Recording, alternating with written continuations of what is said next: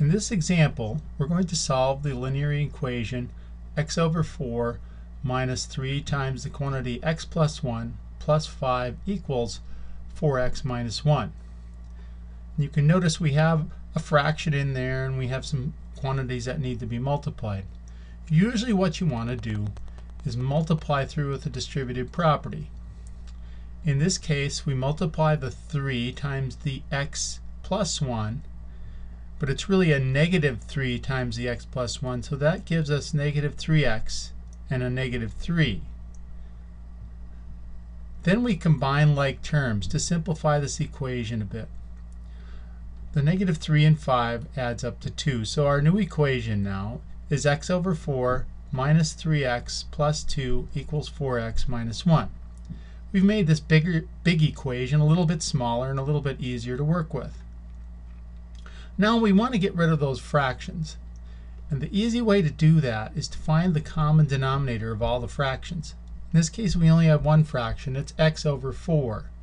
The common denominator will be 4. So we multiply both sides of the equation by 4 using the multiplication property of equality.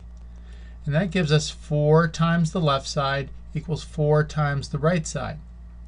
On the left side, we use a distributive property and multiply 4 times each term. 4 times x over 4 just gives us x. 4 times negative 3x gives us negative 12x. And the 4 times 2 gives us plus 8. On the right side, we also apply the distributive property. 4 times 4x is 16x. And 4 times the minus 1 is minus 4 or negative 4. Now we combine like terms on the left. The x minus 12x is the same as 1x minus 12x's. That makes negative 11x. And then we have the plus 8 equals 16x minus 4. Now our equation is looking very, very simple. We want to get all the like terms together on one side, all the x's on one side, the numbers on the other. The easiest way to do that in this case is to add 11x's to both sides. We do that. We add 11x and 11x, and that gives us 8 on the left because the x's cancel, and 27x minus 4 on the right. So our new simple equation is 8 equals 27x minus 4. Now we want to get the numbers opposite the x's, so we add 4 to both sides. 8 plus 4 on the left and add 4 to the right, canceling the 4.